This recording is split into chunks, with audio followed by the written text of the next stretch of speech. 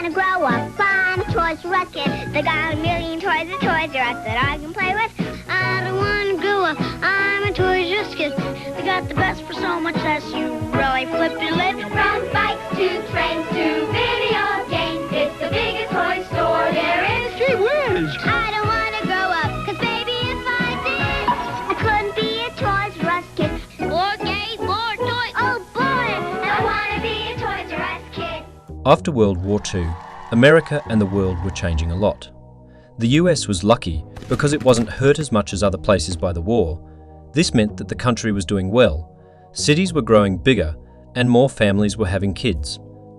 Everyone felt hopeful and excited about what was coming next. During this time of change, a man named Charles Lazarus thought of a great idea. Charles had been a soldier in the war.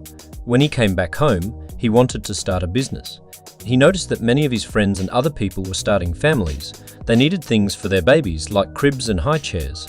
So Charles decided to open a store in Washington, D.C. He called it Children's Bargain Town. But as he talked to the people shopping in his store, he realized something important. People didn't just want furniture, they also wanted toys for their kids. And not just once, but all the time. Seeing how much people wanted toys, Charles decided to sell more and more of them in his store. This was a big change and a smart move. There were a lot of babies being born, which people call a baby boom. All these babies meant that parents and families wanted to buy lots of toys. Parents wanted to make their kids happy, especially because times had been tough during the war.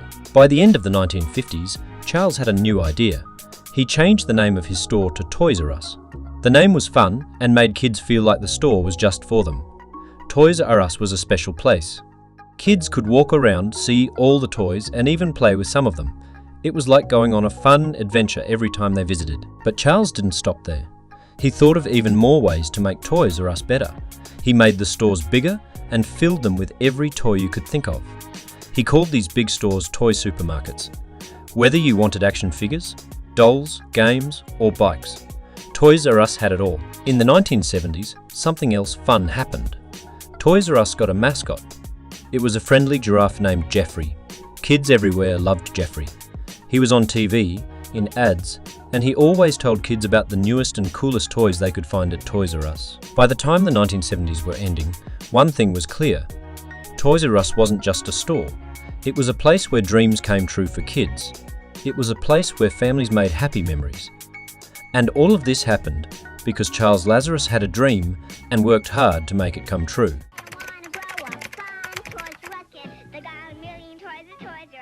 The 1980s and 1990s were exciting times. Music was loud, movies were fun, TV shows were colourful. During these times, the iconic toy store became more than just a place to shop. It became a significant part of kids' lives. Kids everywhere could sing the store's song, "I don't want to grow up, I'm a Toys R Us kid." This tune was everywhere.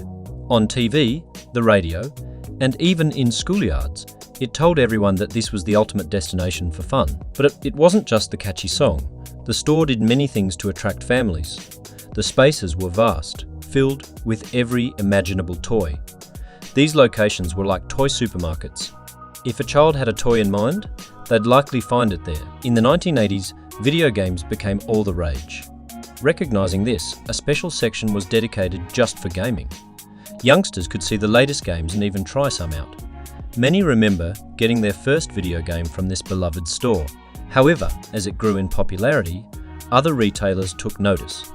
Big names like Walmart and Target expanded their toy sections. With their vast reach and competitive prices, they posed a challenge to stand out. Exclusive deals were struck with toy manufacturers.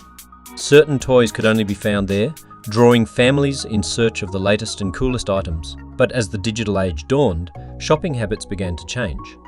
Companies like Amazon introduced a new way to shop online, presenting another challenge.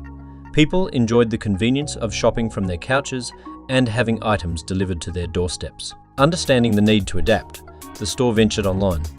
Physical locations also ramped up the fun with special events and big sales, aiming to remind everyone of their unique charm. Adapting wasn't easy. The world was evolving rapidly, with new toys, games, and shopping methods emerging. The challenge was to find innovative ways to keep families delighted. Through all the ups and downs, one thing remained constant. the store held a special place in many hearts. Kids loved every visit, parents cherished the joy it brought, and countless memories were made within its walls. Despite hurdles, it always aimed to be everyone's favourite toy destination.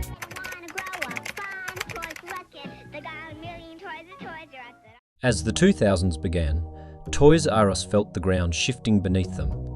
The world of shopping was changing fast, and they were racing to keep up. In 2000, they brought in John Eyler, a former boss from another toy store. He was their hope, their beacon to guide them through these tough times. But soon, giants like Walmart and Target began to cast long shadows. These stores started filling their aisles with toys, luring away customers. They started to feel the pressure. In a desperate move to stay afloat, they sold the company in 2005 for $6.6 billion to a group of big companies. This meant they wasn't a public company anymore, but they hoped this would be their lifeline. They tried to keep things normal for their customers. They even shared their financial reports with money groups.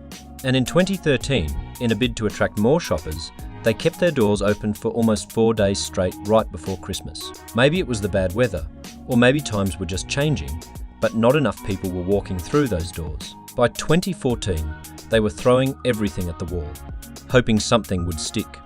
They revamped their stores, tried to make online shopping smoother, and even opened a new kind of store in New Jersey where kids could play with toys.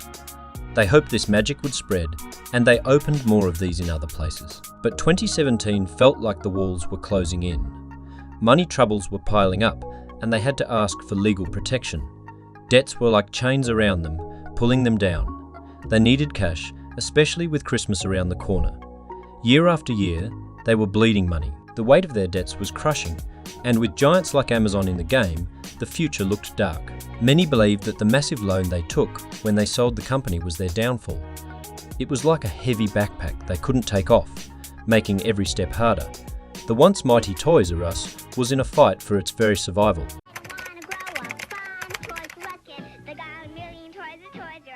In 2018, Toys R Us was on the edge. They got the green light to sell off their stores. Some folks were interested in buying parts of the company, especially the brand name. Their Canadian stores were doing okay, and there was talk of selling them. MGA Entertainment, a big toy company, even thought about buying them. Their CEO, Isaac Larian, tried to gather money to save some of the US stores. By March 23, they started selling off stuff in their stores. Their online shop closed a week later.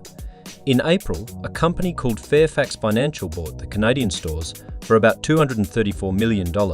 Isaac Larian tried to buy a bunch of the US stores, but his offer was turned down. By the end of June, all the US stores were closed, ending a 70-year run. But there was a heartwarming moment when some good people bought all the toys in 2 North Carolina stores to give to kids in need. By November, other stores were trying to fill the gap left by Toys R Us. Party City even opened some pop-up toy stores. Then, in October 2018, there was a glimmer of hope. The company said they wouldn't sell their brand and had plans to bring back Toys R Us and Babies R Us. They even opened some mini stores inside other stores. In August 2021, they teamed up with Macy's. They planned to sell toys on Macy's website and open mini stores inside Macy's. By December, they opened a big store in a New Jersey mall. Fast forward to August 2022, and Toys R Us was back in 9 states with mini stores inside Macy's. They aimed to be in every Macy's in the US by October, right in time for Christmas shopping. In the end, the story of this iconic toy store is a roller coaster of highs and lows, from its heyday as the go-to place for every child's dream toy, to its struggles in a changing retail landscape. It's a tale that captures the essence of American business. And yet, the brand is making efforts to rise again, reminding us that childhood wonder never truly fades away.